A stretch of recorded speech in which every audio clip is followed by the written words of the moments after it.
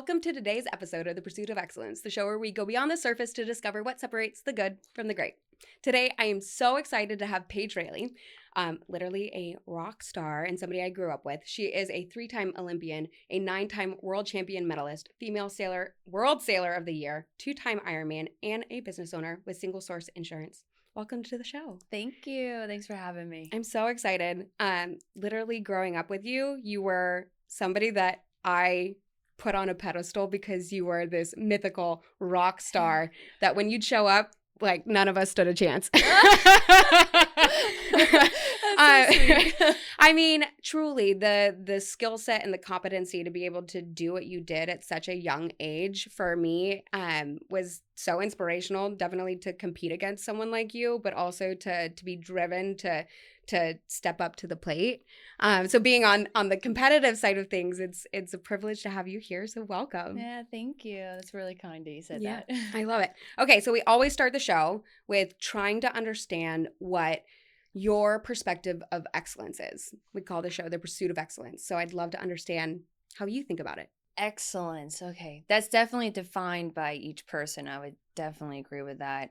For me, excellence is giving everything you have. I believe a lot of people believe that they give everything they have, but there's got to be pure dedication in all aspects of your life. So you need to be doing research. You need to be applying those skills.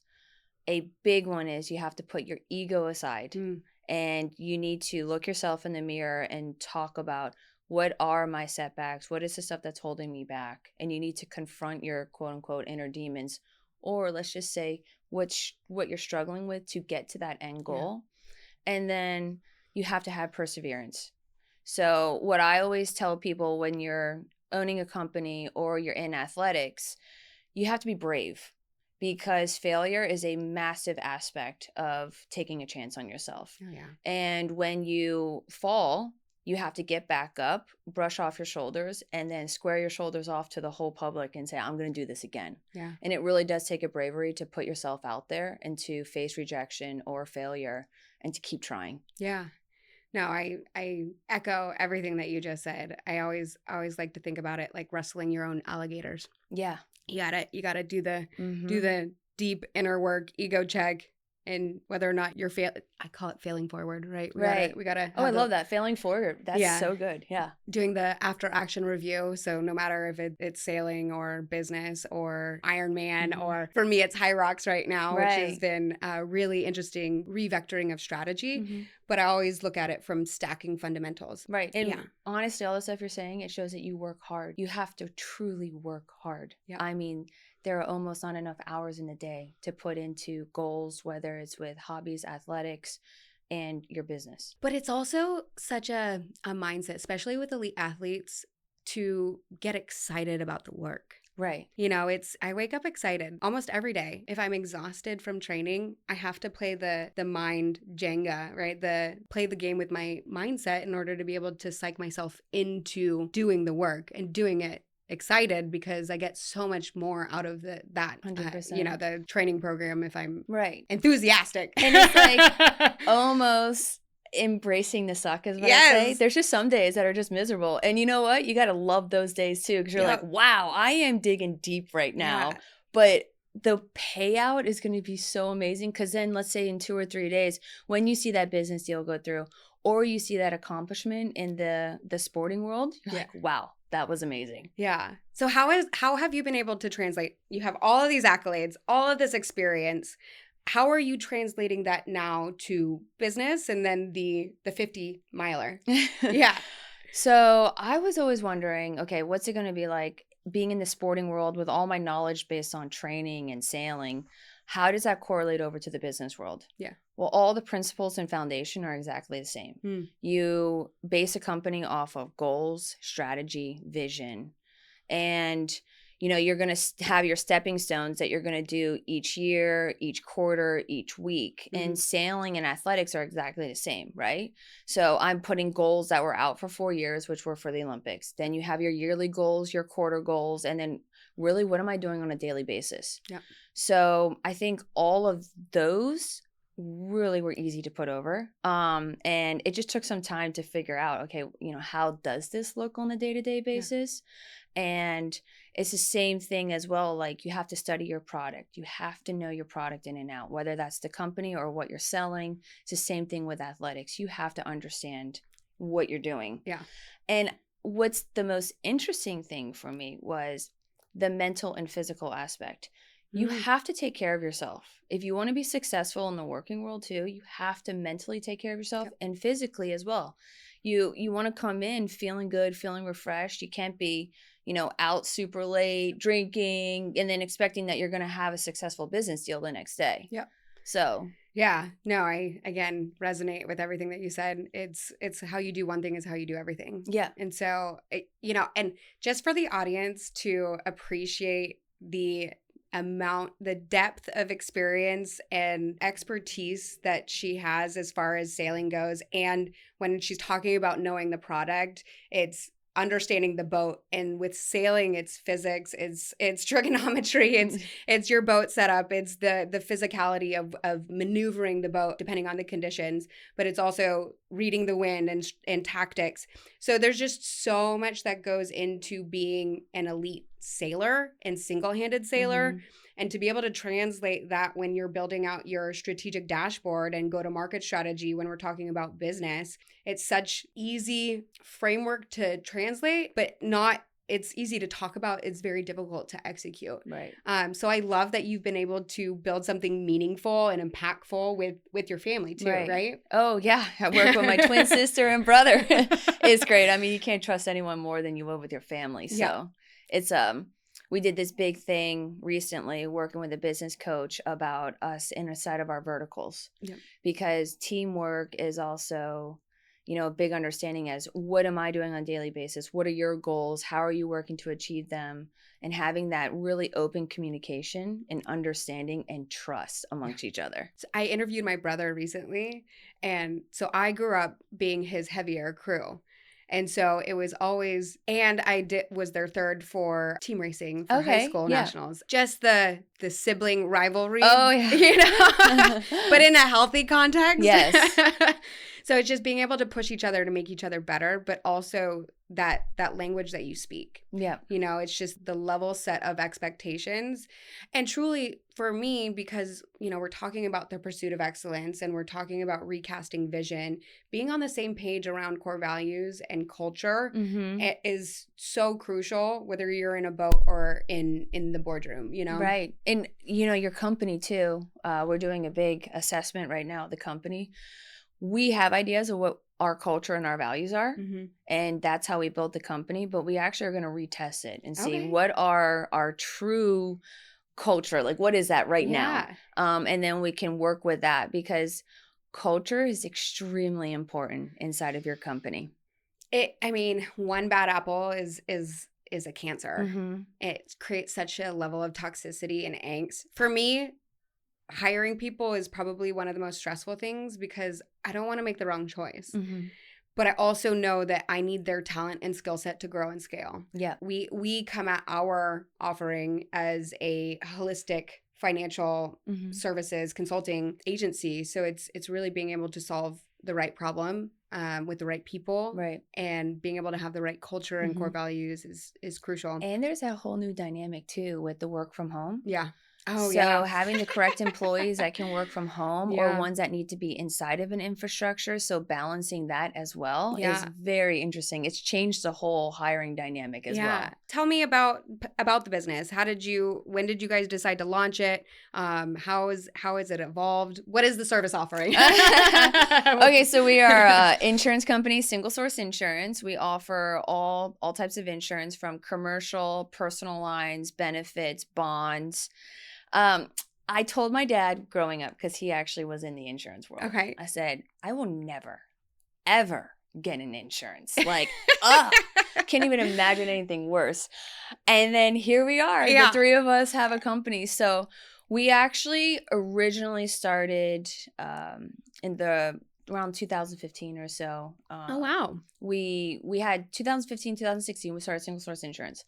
But previously, before that, I was selling 5-gallon buckets, which we still have these 5-gallon buckets that we partnered with. I remember that. Yeah.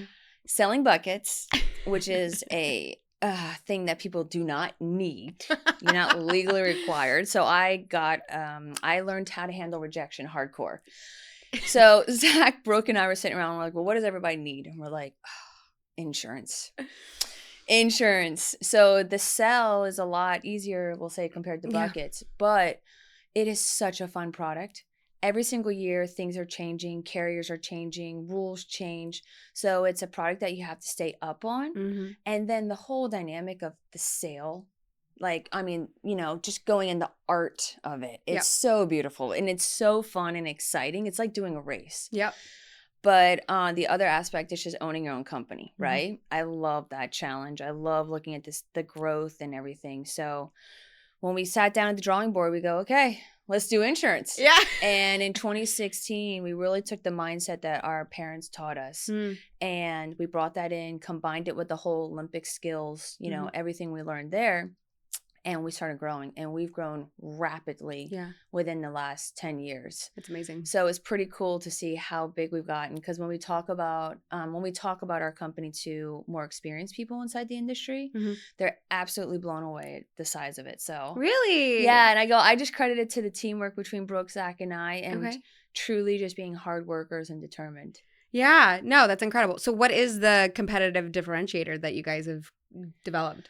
One of the biggest shocking things that I call this the real world, and I lived in the athlete world, so I lived in a subset world, people's work ethic and the dedication to learning their product. Mm-hmm. If you fully understand the product that you're selling, that gives confidence. So I break confidence down into two things. There's a person can be confident not knowing what they're doing, or there's a confidence in knowing your product. And sometimes when you don't know what you're doing, just be confident in your work ethic. Yep. Sit there and say, I don't know how to do this yet, but I know I'm going to figure it out. Yeah. It's like the story of my life. Same. I'm right there with you. But damned if I won't learn the things. Yeah. Right. So in finance, we play a lot in the insurance space. Right. So we have strategic partners to be able to shop out, make sure that P&C coverage is what it needs to be. Mm-hmm.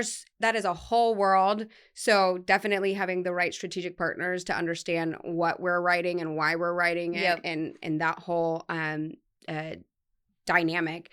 But in finance, especially in business, we are building out an entire spider web ecosystem. So being able to have the right people on the team is so important. And if I don't have the technical answer, I will get it. Right. And I'm not the one placing the trades. I got a team for that. Right, right. But, with the rest of the quarterbacking of project management, it's making sure that we're doing the right value proposition with the right client for the right reasons, and really just holding ourselves accountable and our feet to the fire to delivering a superior product, as you say. It's you got to know.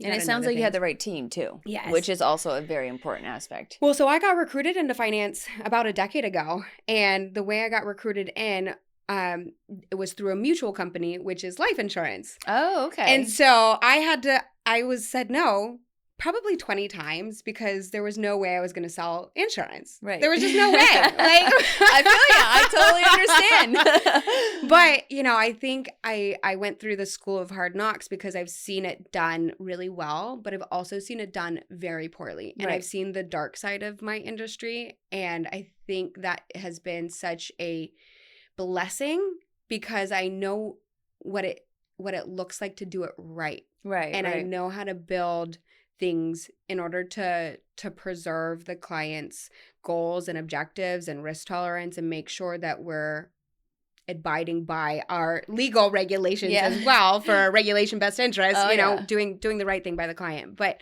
I want to take you back because growing up, I was very competitive, but you were just on a different level. You were raised a little different. Right. So your education was a little different. Can you break that down? So I was raised where I was doing swim practice in the morning, soccer practice, sailing practice. I would do hybrid sports all summer and just happened to fall into sailing long term post my soccer career. Mm-hmm. So I didn't know how incredible you were until we were really in college.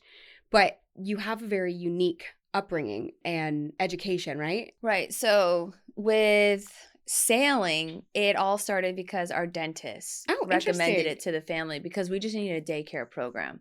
Oh. Because my mom and dad were business owners and they were putting all their effort into growing that, right? My brother went down to learn the sail program, fell in love with it. And then 3 years later, I was like, well, I want to do it too. Because an 8-year-old in a boat by themselves, Yeah.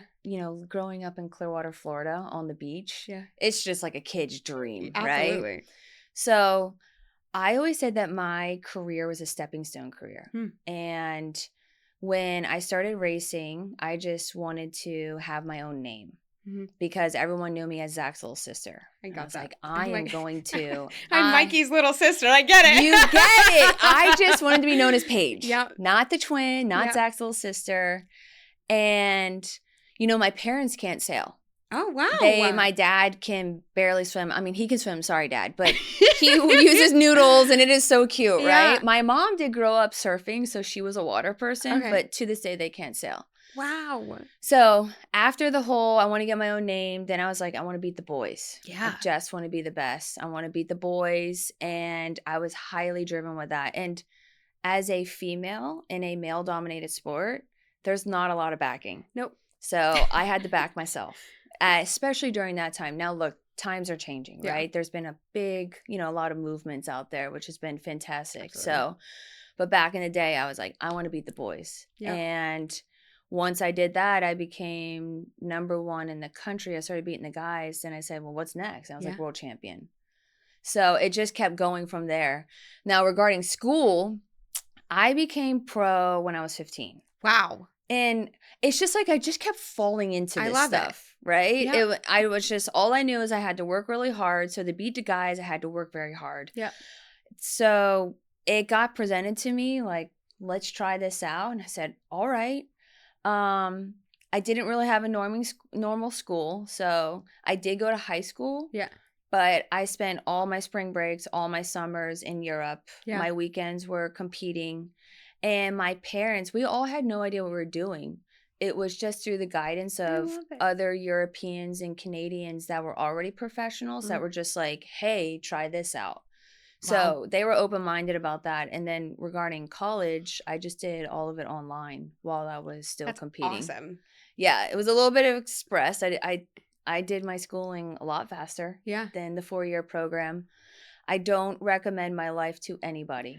And I know that sounds crazy, but I just don't. If you want to have a life where you give up pretty much everything, you have to choose that on your own. And I say that when I have kids too, it's going to be their choice. Yeah, I'm never going to push them into it because I know the sacrifices it took. And it's funny nowadays, I'm talking to friends and I'm like, wow, I've only seen this on movies. Like I've always wanted to try this, you know? For example, a happy hour. I wanted to go to a happy hour so bad. And it wasn't until my 30s where I really got to go to a happy hour. Wow. Yeah. Yeah. I have similar experience as well where everything was coordinated. Everything was what are we training for? Right. My friends were my teammates.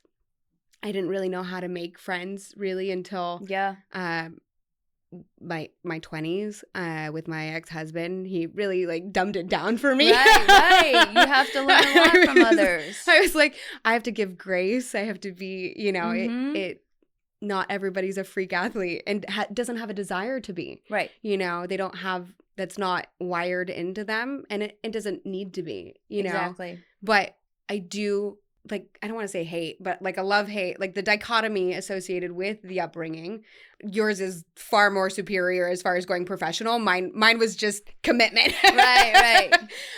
But, I feel like we didn't really develop a lot of the community that is necessary. Right. So I agree with the choice. Because there's a realization of you acquire all these skills, you learn all these skills, but there actually are areas of life that you're stunted in. Yeah. And if you want true growth, you have to go into them as well and learn and try to expand. And that's what I tried really hard to do after the games, was to grow myself as a person too. Yeah. When was did you go to Athens as your first one? No, my first one was London. So 2012. Wow. Yeah. Wow. Yeah. And then 9 world championships. Yes. Okay, 9 worlds. Yeah. Mm-hmm. Wow. Back to back to back? Because that's a decade right there. Yeah, there was like some years I was in, some I didn't go to. So some maybe I didn't compete that well. Ups and downs. But yeah, 9 years, 9 world championship medals over the time. Wow. So what was it? I always ask, was there ever a come to Jesus moment for you that really was a catalyst for the pivot? With the Olympic stuff? In life, to go from professional sailing to business, yes. career change. I did. I had a moment. In 2017, I got really sick. And I didn't know what my future would hold because, going through rounds and rounds of testing and then going on really heavy medication and kind of dealing with real life stuff. Yeah. So it changed my whole perspective and it really showed me how I took things for granted. Yeah. And what really mattered in life. So I always thought, winning medals and achieving all these dreams was the most important thing. And then I realized if I don't have my body, I can't do any of that. Yeah. Right? So there's this really crazy, eye-opening experience of, oh, here I am on this planet living. Yeah. And if my body gives out on me, I can't do what I want to do. Yeah. And I had this like separation of, let's say, my spirit and my body, where I was like, my mind and heart are stronger than what my body can hold up on right now. And I realized how important my family was. And that was actually a big motivator for me to not travel and not do the whole Olympic thing, because I lived on the road and, I want to see my family and I would like to settle down and have roots and be somewhere. So that changed for me. And I had to say, okay, I still have this fire in me. How can I take that and redirect it into something? And that's how business came into my life. Yeah. It. Yeah. And you guys have built something so incredible. I love watching you guys through the social media. I'm so glad that you made it through that. Health is, I have celiacs and I was sick for a really long time. So I feel you on that. I'm so glad that you were able to get through that and, be able to translate it. The fire doesn't go away. No, you just have to learn how to channel it, because if not, it burns you up inside. Literally. Well, so what made you want to, I'm pivoting, I'm going to go squirrels. What made you want to sign up for the 50 miler, for the ultra? Oh my gosh. To go from in a decade to the other physical accomplishments that you have had. Yeah. So take me through the journey to go from, baseline to now a 50 miler. Because that's wild. I don't know what I'm thinking. Everyone asks me, how's the training going? I go, I hate it. It's so hard. I always did triathlons as cross training for sailing. Then when I left sailing, I thought, okay, well, I'll just do an Ironman as this will be the last thing. I will, just go fully into business, but I can't let go of the athlete in me. Yeah. So I did an Ironman in 24 in November, took a little bit of a break, and I started transitioning all the training that I did for sailing as hobbies for myself. Okay. So I was like, okay, I don't maybe need to do it to that level, which I still can't help but go to that level. Yeah. I can't help it. Which I love. So I'm always like, it's exhausted. Amazing. Yeah. And I was like, well, I've always seen videos about doing ultras. Yeah. And I go, well, what the heck? Let's do an ultra. I love it. And wow. Ironman, you can at least change the sport, right? So that's great. Like one day I'm biking, one day I'm swimming.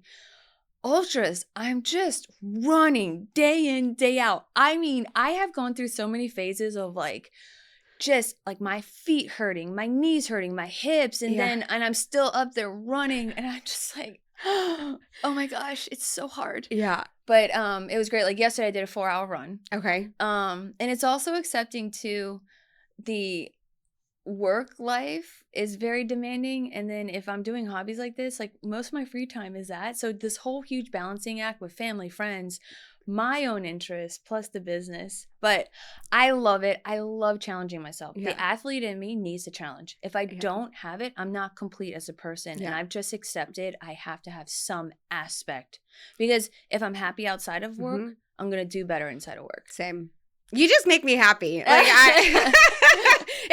you're speaking to my soul because it's the same. If I don't have a aggressive target, I started following the Big Ass Calendar people, Jesse Itzler, and so they do a misogi, which is one epic event a year, and then 6 mini bucket list items to target. Well, I do one a month. I stack my race calendar so that I can get to the misogi. So it's I find it so much more enjoyable to race my way into peak performance. Yes, than, it is fun. You know, because that target, just the mindset, the community, getting to race pace. It's not the monotonous. So happy. Yeah. The triathlon world, it's so much fun. Yeah. And the I have done some trail racing before. Yeah. And they're so relaxed. Fun. They're like, I don't know how you're doing. Look at your outfit. It's so cool. Keep running. You got M&Ms and gummy bears, and it's just so different than road marathon. Yeah. I'm so impressed with you. The mileage, I've only done a handful of marathons to train for the ultra. To just hearing you say, I just did a 4-hour at what pace? Oh my God. Like well, zone like the 2. ultra stuff, you can just chill. Yeah. It's just chill. It's not like, I gotta be running at 6.5 minutes. It's like, oh, I just ran 4 hours. I go time now. Yeah. Just time. Yeah. I won't even wear my watch some days. My boyfriend's like, you didn't wear a watch? I'm like, no. I don't even care. Thank goodness he's also an endurance athlete, right? Oh, yeah. He's actually training for an Ironman in Jacksonville. Okay. Trying to qualify for Kona. So, ooh. Yeah. Yeah, he's putting the miles on. Oh, yeah. And it's great. He's driven with business, driven with the hobby stuff. It's so much fun. Yeah. It's so refreshing. I need to find me one of those. It's hard. They're rare. A very rare unicorn out there. Yes. I love that you found your unicorn. Yes, absolutely. Okay. So what's next? So obviously strategic planning. This is a major milestone. Mm-hmm. What does business and what does, sports look like 5 years from now? Or even next year?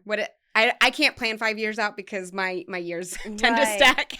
So Zach, Brooke, and I are talking a lot about that. And, you're always advised to talk about an exit strategy too. And we were sitting there going back and forth, and I'm just like, I want to grow this thing. Yeah. And my bro's like, are you dead serious about that?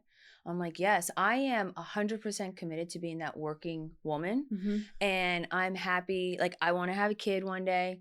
I am happy to make it all work. Like, it is doable nowadays. Yeah. My life might look different, and I totally accept that. So what I talk about with my brother, sister, and I is how can I be let's say if I want to be a potential mother one day, mm-hmm. and still a badass in the company, right? Absolutely. So, we are looking at strategic growth. Okay. What is the next step for us? So we have grown to, X amount. And what I've noticed with companies is that you have a lot of growth, you plateau, then you have to do a recommitment with, let's say, finances and stuff for that next growth period. Doing that, it's scary, right? Putting more money in. And then you grow again, and we're like, okay, now what is our true next step? Because you have to start balancing it with acquisitions and organic growth, right? Mm-hmm. So we're looking at this big acquisition period for us. We have done acquisitions in the past. It's just how does that look like for us going forward? Nice. To really, really start snowballing the growth. I love it. Yeah, making me happy. Yeah. So we do a lot of M&A consulting.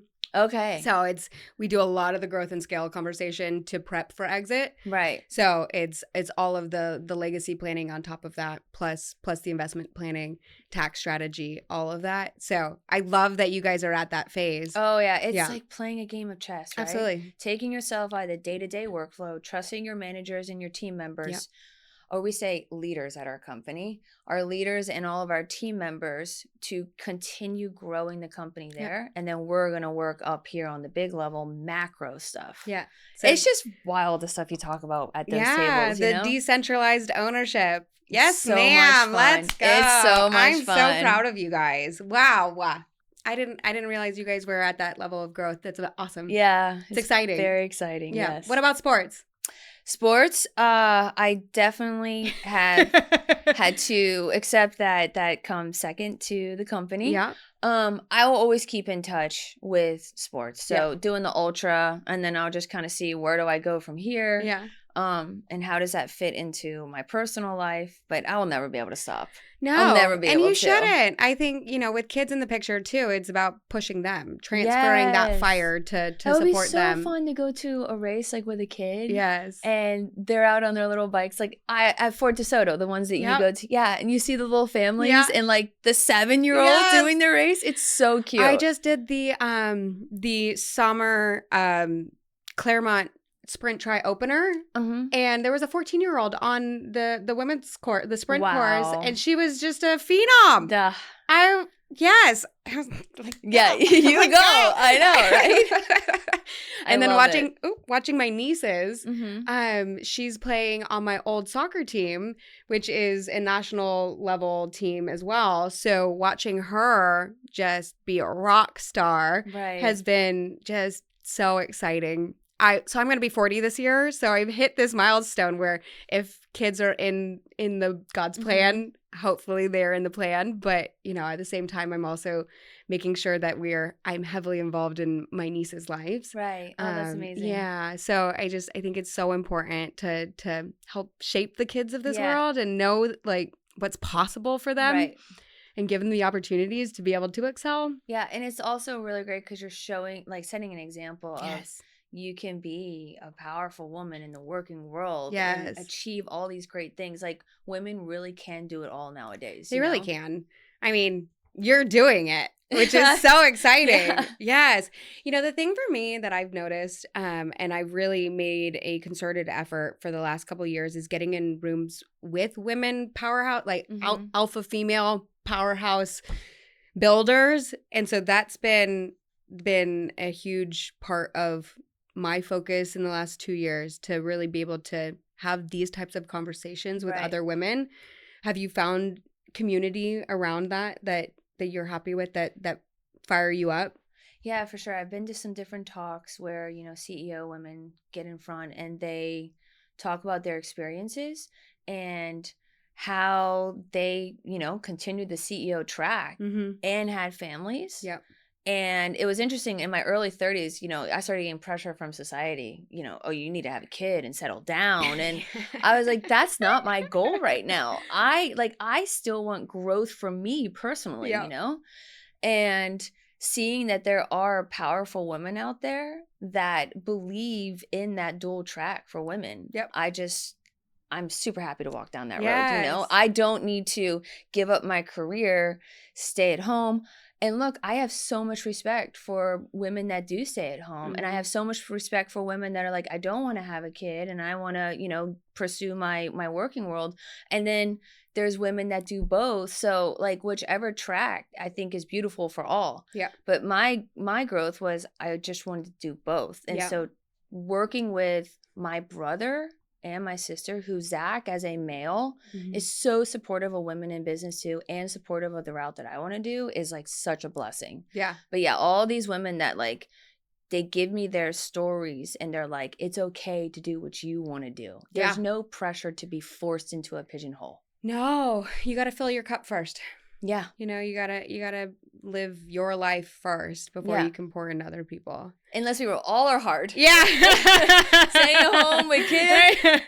My girlfriends that do it, they're like, oh my gosh. The ones that are working, oh my gosh. Doing it all, like, it's hard, but women can do it. Women can do it. I'm a part of an organization called Maison, which is for female founders. And that conversation has been really inspiring, just because it's literally that conversation where you've built companies, you are growing and scaling, you're looking to exit, you're diversifying your investment ecosystem, but they're all moms, Right. So they've had amazing.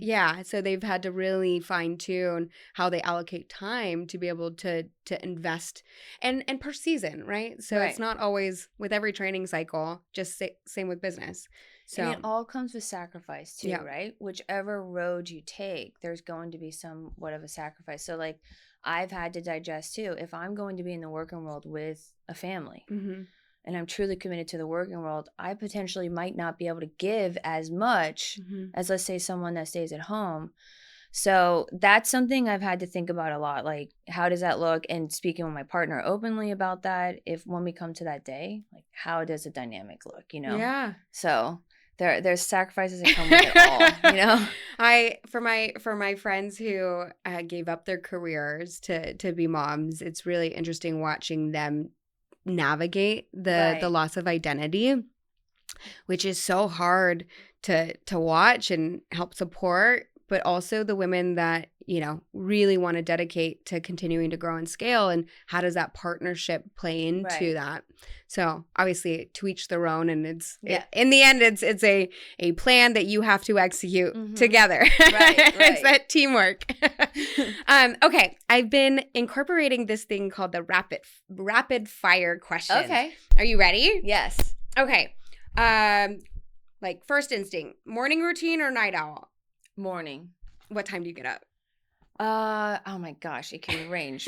Boyfriend's alarm went off at 5:45 today. So Okay. like 5 something when I was training for the Ironman, 4 something. But Yeah. normally like always 6 to 7. If I'm really tired, it'll be like 7 something. Fair. Yeah. Mine because of consulting was 4:30. Right. Oh my It's gosh, those wild. days. Those days. I know. I enjoy the 6 a.m. call. Hardest race of your life. Oh my, the Ironman. Oh no, hardest race of my life was the Olympic trials in Perth, Australia. Oh, what I time of was year was that? sick. It was in January, so it was really Okay. windy, Yeah. and I was on some pretty heavy immunosuppressants. Mm. I was a zombie, but I gritted through it, and that's what got me to go to the 21 Olympics. Oh, wow. Yeah. I love Perth. Anyways, amazing. Sorry, was I in Perth? Oh my gosh, I was know. in Australia. They in Perth? blend together. Somewhere in Australia. Sorry, Australia. Funny. What's your favorite race? Like epic win? When the ISAF Youth Worlds, when I was 16 years old, it was my first gold medal, and I had worked my butt off to overcome mental obstacles because I couldn't handle pressure. So I spent a full year dedicated to overcoming pressure. Oh, and then I went and won my worlds. I was so excited. What are the tools that you would share? Oh my gosh, Yeah. I love mental psychology stuff Yeah. when it comes to competing in just life. So when you're going into a high pressure situation, first, the nerves are beautiful. Accept them, right? Yeah. That is showing you're living and you're taking a chance. So I acknowledge the nerves, I acknowledge the stress, and then I just let it live inside of me because it is what it is. You don't hyper focus on it. You just know it's there and you just let it be. The second is you ground yourself. Bring yourself back to the current moment. How does this chair feel? What is the light? Like, focus on the here and now. Yeah. And focus on the current moment of what you can achieve best. Because if you put enough good moments together, you're going to come to a positive end result. Because a lot of times, stress, anxiety, fear is because you are thinking about the outcome. You're thinking about the future. If you can come back and hyper-focus on now and do the best that you can now, you're going to have a positive outcome. I love that. So my father likes to, I have a thing for Einstein. Einstein has a quote that says, you have to master the fundamentals before you can get creative. My dad likes to say, without the fundamentals, creativity turns into anarchy. So just as we're trying to master our bodies and our mind, if we focus on the fundamentals, then we can get creative. Right. So 100%. Completely agree with that. Yeah. I love that. Wow. 16. Damn, woman. Yeah. You are like, literally, when I say you are a mythical, elusive phenom, like, I knew you were exceptional. I had no idea truly the amount of accolades that you racked up, because we always had to submit our resumes in order to get into nationals and worlds and all the things. So your resume is 2 miles long. It's wild. Okay. Favorite place that you've sailed? Oh my gosh. Favorite place I've sailed. I love Rio de Janeiro. Really? Brazil, yeah. It was so much fun. What did you like about it? It's so full of culture. I mean, of color, I call it. Everyone's colorful. Their personalities are wonderful. The country is beautiful. The views. It was such a fun country to be in. Yeah, I loved it. I worked in Sao Paulo, but I didn't get to see the country though, like that. Yeah. So amazing. Very cool. Not Europe, nowhere in Europe? Well, we were always there during the off season. Ah. So it would be coming just out of spring. So it rained a lot and it was cold. Fair. Very cold. Understood. From Florida, I was like, my soul is breaking. Oh, the amount of dry suits that you had to wear. Oh my goodness. Okay. This one's always my favorite. What's best advice a coach ever gave you? Best advice. Or most notable? Honestly, I can only think about when I was sick and I was struggling and my coach just kept telling me to believe in myself. Mm. And he would say it funny. He's like, do you know who you are? You're Paige Railey. And I'm like, okay. Yeah. He's like, say it. I'm like, okay, fine. I feel like an idiot. But he was instrumental in my life because, he cared about me as a person and as an athlete. But him reinforcing the belief in myself, which was crazy in my 30s, having somebody tell me that. But when you get sick, there is an insecurity that comes into your life. And so him having that really, really was impactful. Yeah. It's amazing that you have somebody like that in your corner. Yeah, he's such a good guy. Like, really such an amazing person. It's the borrowed confidence. Yeah. He believed in me, and because he believed in me so hard, it helped me believe in myself in a time of need when I was really sick. Mm-hmm. I know. It's wild what the body will do when the mind takes over. Wild. Amazing. Okay. A moment you've already talked about this, but maybe there's a different one. A moment in your career that almost broke you. Maybe in your career, not necessarily in sailing. In the business world, I struggled. There was a moment where in communication was difficult for me. So in the athlete world, it is very direct. It is very dry. And there is no sugarcoating anything. I know. Just get it done. I remember sitting at my desk having a conversation with an employee, and there was so many emotions coming towards me that I had this realization that I had to learn about all different types of communication. That the communication I had always known in my life, you don't do in the real world. So I literally said, we need to pause this. Yeah. I need to get my brother in to mediate. And I needed some assistance just to get through that talk, because I realized the way that I had learned communication was not going to fly. So that was where I really dived into expanding myself as a person and growing. Oh, I love that. Communication's so hard. So my mom's a PhD in communication. And the irony is that internal family dynamics around conversation are not the best. Right. But we were exceptional in the business world. Right. It's just that the funny comedic effect. So yes, I agree. I love direct, aggressive, yes, honest, clear direction. Yes. And there's this thing called HR in the real world, and it is very, very defined. And so the athlete world is so different. It really is. Because you have like less than 5 minutes in between races. You and your coach are not, oh, you did this great and so good there. It is, you did this bad. Fix it. If you don't, you know? Yes. And that, I work very well in that dynamic. Same. Zach and I, the way we communicate together, that's just the way we learned. Yep. Yes. Agreed. It's just so much more efficient for me. Yeah. But it honestly, at the end of the day, the biggest part with that type of communication is you have to be able to put your ego aside and handle constructive criticism back. And that is a very big thing that people struggle with is ego. So being able to be open towards feedback.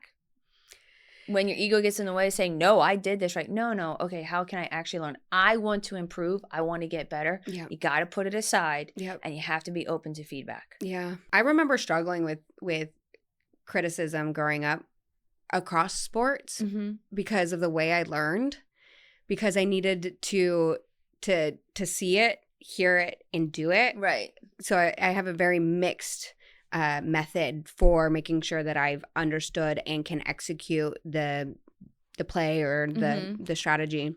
It was very interesting finding coaches that communicated and enabled those scenarios for me to actually experience, to be able to execute. Right.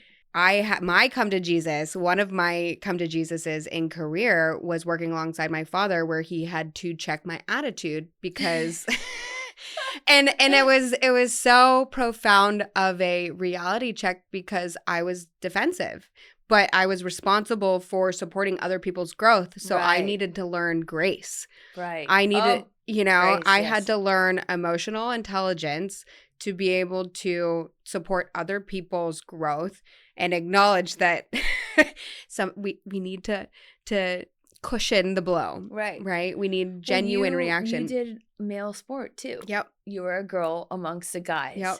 Which means you had to be even more tough. Yep. Because we were there proving ourselves day in, day out. Yep. So you're around a group of guys, you're going to show emotion. And we all know. So I'm going to play too. Like, don't talk to me that way, you know? And so you definitely have to learn a softness after all of that. Yeah. I enjoy developing the softness. Oh, yeah. It's been cultivated in the last decade because I'm also working with a lot more females. So so my book of business is very diverse. Mm-hmm. So it's been really a privilege to have people trust me with their financial futures and their entire ecosystem because I get to have very blunt conversations, but also emotionally considerate conversations. Right. You know? Because you can live in both your masculine energy and your feminine energy. And there's a lot of beauty with the feminine energy on how you convey your message to people too. Yeah. So you don't have to be so cutthroat all the time. It can be a fine balance. It's wild when you actually take a breath and you realize you don't have to like hold it. Yeah. You know? Yeah. Okay. One trait every champion has. Ooh, the first one that comes is determination. But honestly, the biggest one is a lot of true people behind closed doors are humble because they're their biggest critic. And so you can see like arrogant people and stuff, and you think that they're all athletes are arrogant, but the majority of like big time athletes I met behind closed doors, they're their biggest critic, and deep down they're like humble with stuff because they know they need to keep getting better because there's other people out there that are just doing everything they can to beat them. So a lot of times when arrogance get in place in front for the person, when they're truly arrogant, they actually plateau with their career. But those people that continue growing, and they have these very long careers or they're successful in multiple avenues is because they're actually quite humble. Yeah. The student of the game. I love that. What are you currently chasing excellence in? Business. Okay. I am so excited for this thing to grow. Okay.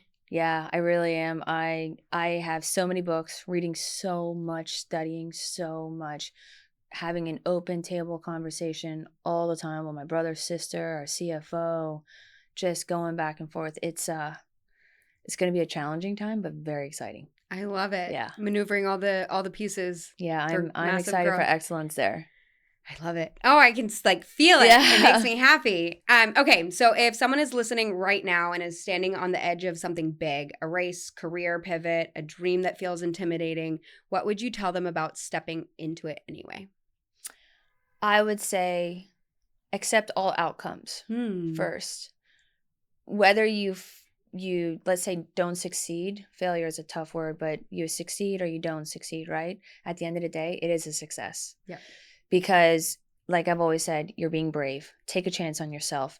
And really, at the end of the day, like, who cares? Go for it. Because a lot of times people don't go for it because they're afraid. There's fear. Who cares? What's the worst that's going to happen? You fail? Oh, well, get back up and do it again. Like, right? Who cares? Oh my gosh, I'm not going to do something. I'd rather live with regret than try. No. Get out there, try. Yeah. And if it works out, hell yes. If it doesn't, learn from it, get your butt back up and get going again. I know. It's like nothing's broken. Keep going. Yeah. Be brave. Take a chance. You don't want to live with regret. No. That's the biggest thing. So I'm writing a book right now. And one of the things I talk about is the FUD factor, fear, uncertainty, and doubt. And so it's being brave. I love how you put that. But regret, it's so funny. I look back on my life and I'm like, do I have any regrets? Nope. No. Do I have some moments that I laugh about and I go, wow, did I really try there? And it failed miserably and I can laugh about it because I'm like, at least I look back and don't go, darn, I wish I tried that. Same. You know? Same. I'm in the phase of life where I'm trying to push all of the boundaries. what am I capable of? What's going to bring me peace and joy and camaraderie? Right. And so I went through a phase of life where that was I didn't experience that. I was very muted. And so we're in the full send lifestyle. Right. You know what else too, with the current world with social media and so many kids and let's just say generations wanting approval, right? Yeah. And they want those likes. At the end of the day, like people are afraid to step out there or to take a chance because they know it's going to be blasted, let's say, out into the social media world. Yep. And to me, it's like, take that chance. If it gets put out there and you fail and people have an opinion, at the end of the day, the opinion that matters most is yourself. Yeah. Why are we just like constantly searching for affirmation from other people Yeah. and approval from others? You need to give yourself your own approval, your own happiness, your own success. And like the social media thing, that's just your story you're putting out there. Yeah. And you got to accept that some people might like it, might not like it. Yeah. I love it. Well, thank you so much for being here. Thanks for having me. What do you how do people connect with you? What is it that you want to shout out, if anything? So I do have my Instagram, which is Paige Railey Sailor. And then I have our my business, which is Single Source Insurance. We are here. If you need a second opinion on your insurance, my team is happy to help out. That's singlesourceme.com. You can also check us out on social media, so TikTok and Instagram at Single Source Insurance.